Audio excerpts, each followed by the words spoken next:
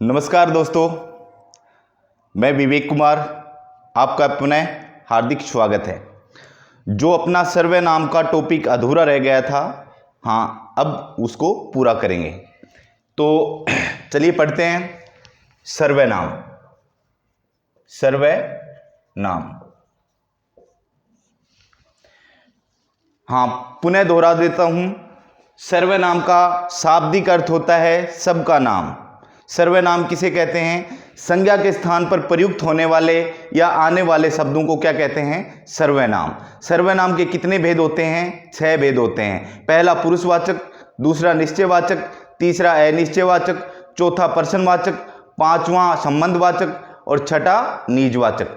6 प्रकार के सर्वनाम होते हैं।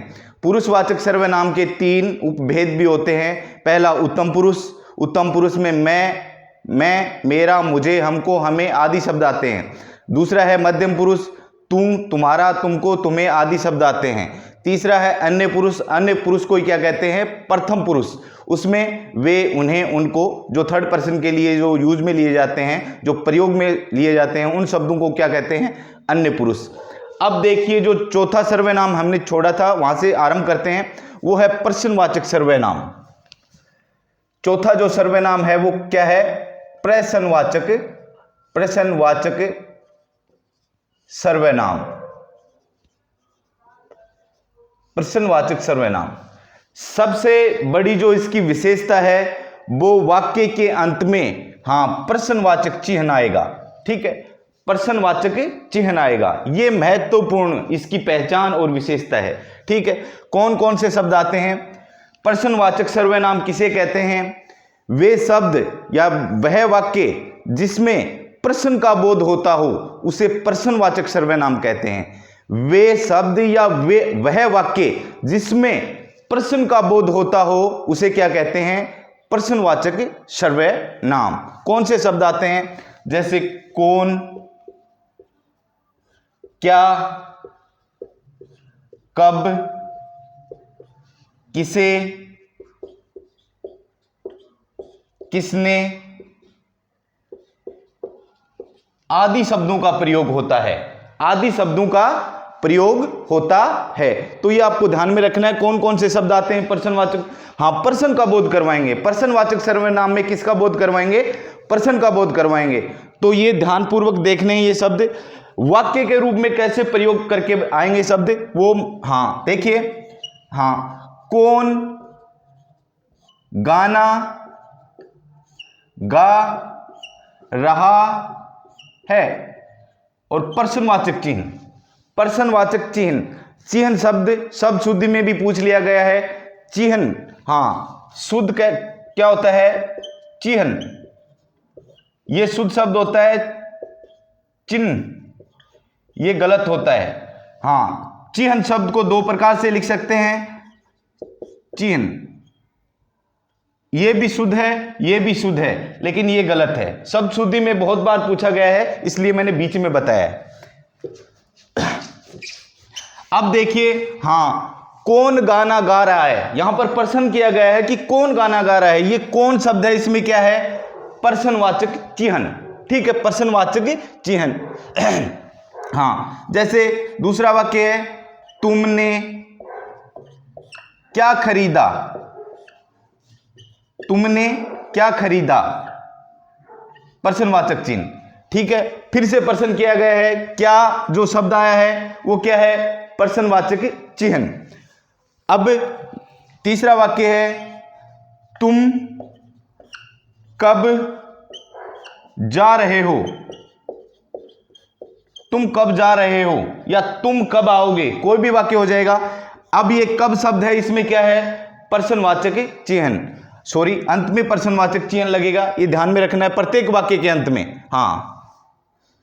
चौथा वाक्य है, आप किसे जानते हैं। किसे जानते हैं, आप किसे जानते हैं, प्रश्नवाचक चिन्ह।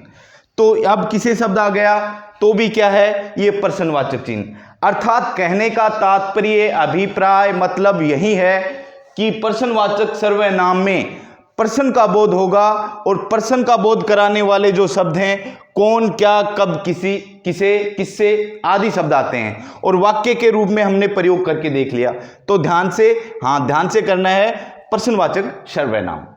अगला है अपना संबंधवाचक सर्वनाम। जो पांचवा है वो क्या है? संबंधवाचक सर्वनाम। संबंधवाचक सर्वनाम देखिए पांचवा कौन सा है? संबंधवाचक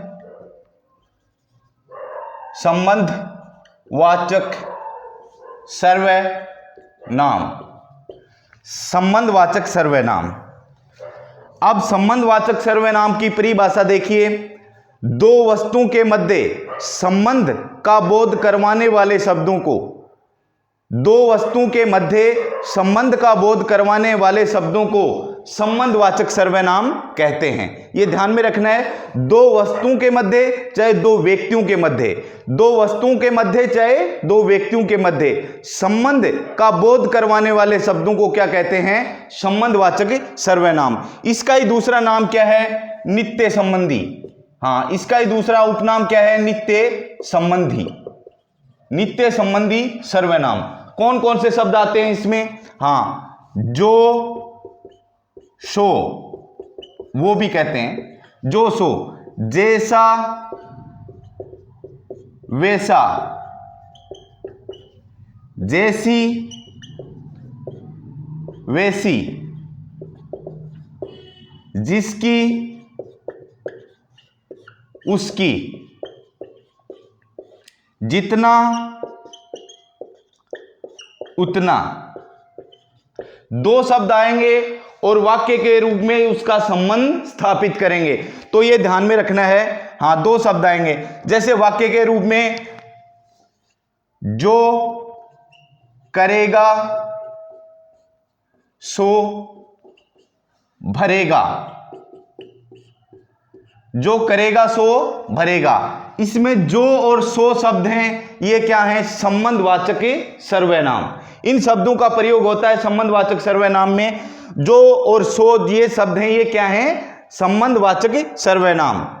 जैसे अगला वाक्य है जैसी, जैसी करनी वैसी भरनी। जैसी करनी वैसी, हाँ, भरनी। जैसी करनी वैसी भरनी। जैसी वैसी शब्द आए हैं, ये क्या है? संबंध। वाक्य का संबंध, संबंध के रूप में इस वाक्य को जोड़ रहे हैं। जैसी वैसी, तो ये जैसी वैसी शब्द हैं, ये क्या है? संबंध। हाँ, संबंधवाचक सर्वनाम। अगला वाक्य है जिसकी लाठी उसकी भैंस। जिसकी लाठी उसकी भैंस, अर्थात यहां पर जिसकी उसकी शब्द है, ये क्या है? संबंधवाचक सर्वनाम। इसका ही जो दूसरा नाम है, उपनाम है, वो क्या है? नित्य संबंधी। ठीक है। चौथा वाक्य है जिसने परिश्रम किया उसने मंजिल पाई। जिसने परिश्रम किया उसने मंजिल पाई। हाँ, थोड़ा सा मैं नीचे लिख दिया इस वाक्य को। जिसने परिश्रम किया उसने मंजिल पाई। अब जिसने और उसने, इसमें जो शब्द आए हैं, ये संबंध का, वाक्य को जोड़ रहे हैं, संबंध का बोध करवा रहे हैं। अर्थात इसमें जिसने उसने ये शब्द आए हैं, ये क्या हैं? संबंधवाचक सर्वनाम। अगला वाक्य लिख रहा हूं, पांचवा है। हाँ, जितना, जितना गुड़ डालोगे उतना मीठा होगा। जितना गुड़ डालोगे उतना मीठा होगा। अर्थात इसमें जितना और उतना शब्द हैं, ये क्या है? संबंध स्थापित कर रहे हैं। अर्थात ये भी क्या है? संबंधवाचक सर्वनाम का उदाहरण। इसी के साथ हाँ, अपना संबंधवाचक सर्वनाम भी पूरा हुआ। अब ये ध्यान में रखना है, जो ये शब्द आ रहे हैं, हाँ, ये शब्द आ रहे हैं, इनका ध्यान, हाँ, इनका पूर्ण ध्यान रखना है कि ये कौन से सर्वनाम में आते हैं? संबंधवाचक सर्वनाम में आते हैं। तो संबंधवाचक सर्वनाम में ये शब्द आते हैं, जो सो, जैसा वैसी, जैसी वैसी, जिसकी उसकी, जितना उतना। इन शब्दों का प्रयोग संबंधवाचक सर्वनाम में होता है। इसका ही उपनाम नित्य संबंधी है। अब अपना अंतिम जो सर्वनाम है वो है निजवाचक सर्वनाम। अंतिम सर्वनाम पढ़ेंगे निजवाचक सर्वनाम।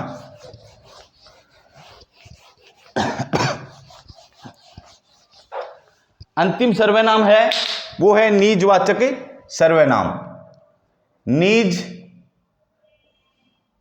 निजवाचक सर्वनाम।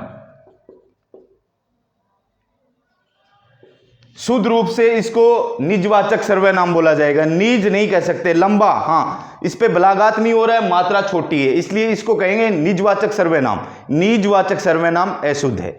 निजवाचक सर्वनाम। अब निजवाचक सर्वनाम है वो उसको ही दूसरा, उसका ही क्या नाम है? व्यक्ति वाचक सर्वनाम। इसका ही दूसरा नाम क्या है? व्यक्तिवाचक सर्वनाम। वे शब्द जो कर्ता स्वयं के लिए प्रयोग में लेता है या कर्ता स्वयं के लिए प्रयुक्त उन शब्दों को करता है, उसमें क्या कहते हैं? निजवाचक सर्वनाम। कर्ता स्वयं के लिए जो शब्दों का प्रयोग करता है उसको निजवाचक सर्वनाम कहते हैं। जैसे आप, अपने आप, स्वयं, खुद, स्वतः। अगर कर्ता के लिए, खुद के लिए जो शब्द प्रयोग में किए जाते हैं उसमें निजवाचक सर्वनाम होता है। और निजवाचक सर्वनाम का ही उपनाम क्या है? व्यक्तिवाचक सर्वनाम। तो ये ध्यान में रखना है। अब वाक्य कैसे आएगा? जैसे मैंने कार्य अपने आप कर लिया। मैंने कार्य क्या कर लिया? अपने आप कर लिया। इसमें जो अपने आप शब्द आया है वो क्या है? निजवाचक। कर्ता स्वयं के लिए प्रयोग करे तो उसमें निजवाचक सर्वनाम होता है। आप, खुद, स्वयं, स्वतः, इन शब्दों का प्रयोग अगर आए वाक्य में तो वह निजवाचक सर्वनाम होता है। जैसे सभा में लोग अपने आप उठ गए। सभा में लोग अपने आप उठ गए। यहां पर अपने आप शब्द है, फिर से क्या है? निजवाचक सर्वनाम। तीसरा वाक्य है मैं स्वतः चला जाऊंगा। स्वतः चला जाऊंगा। मैं स्वतः चला जाऊंगा। यहां पर जो स्वतः है वो कर्ता खुद के लिए प्रयोग में कर रहा है इस शब्द को, तो इसमें भी क्या है? निजवाचक सर्वनाम।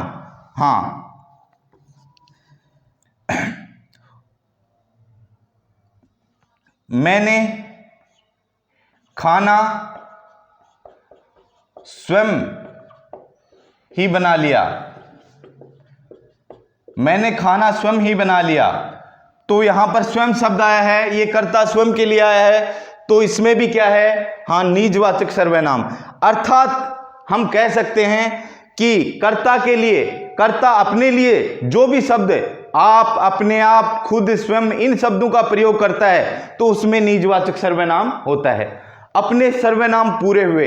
एक बात का यहां पर ध्यान रखना है जो महत्वपूर्ण है, काफी बार प्रश्न भी आते हैं, तो इस बात का ध्यान रखना है। आप का प्रयोग, आप शब्द का प्रयोग 3 सर्वनामों में होता है। आप शब्द का प्रयोग कितने सर्वनामों में होता है? 3 सर्वनामों में होता है। तो ये देखना है, ये मिटा दूं।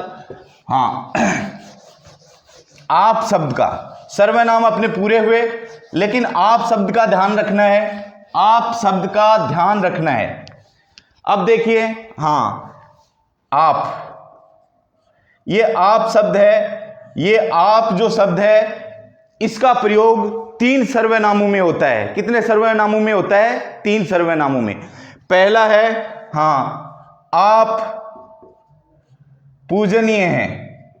आप पूजनीय हैं। तो यहां पर आप है वो सेकंड पर्सन के लिए आया है। दूसरे व्यक्ति के लिए आया है, सेकंड पर्सन के लिए आया है। अगर आप दूसरे व्यक्ति या सेकंड पर्सन के लिए आए तो उसमें मध्यम पुरुष होता है। उसमें कौन सा पुरुष होता है? मध्यम पुरुष। मध्यम पुरुष, ठीक है। पुरुषवाचक का ही एक भेद है, मध्यम पुरुष। आप पूजनीय हैं तो उसमें क्या होगा? मध्यम पुरुष। दूसरा प्रयोग आपका बताता हूं। हाँ, प्रेमचंद जी हिंदी के उपन्यासकार हैं। उपन्यासकार थे। प्रेमचंद जी हिंदी के उपन्यासकार थे। आप एक अच्छे कहानीकार भी थे।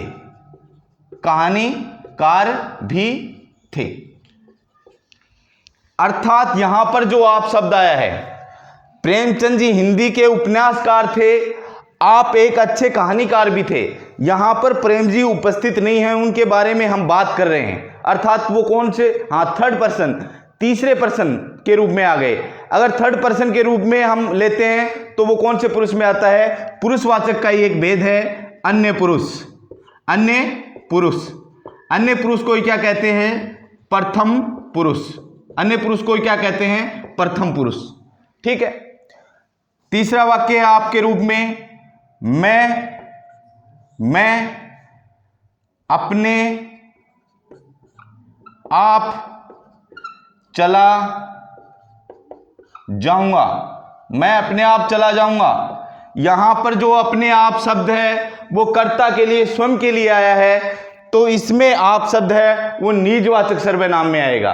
तो आपका ध्यान रखें, आप तीन सर्वनामों में आपका प्रयोग होता है। और इसी के साथ देखो नोट, एक बात और समझा देता हूं। सर्वनाम में लिंग, वचन, कारक और पुरुष के कारण सर्वनाम प्रभावित होता है। संज्ञा प्रभावित होती है लिंग, वचन, कारक के कारण। ये होता है सर्वनाम जो प्रभावित होता है वो लिंग के कारण, कारक के कारण, लिंग, वचन, कारक और पुरुष के कारण प्रभावित होता है सर्वनाम के 6 भेद होते हैं जो क्रमबद्ध हमने पढ़े, सर्वनाम पूरे हुए। धन्यवाद।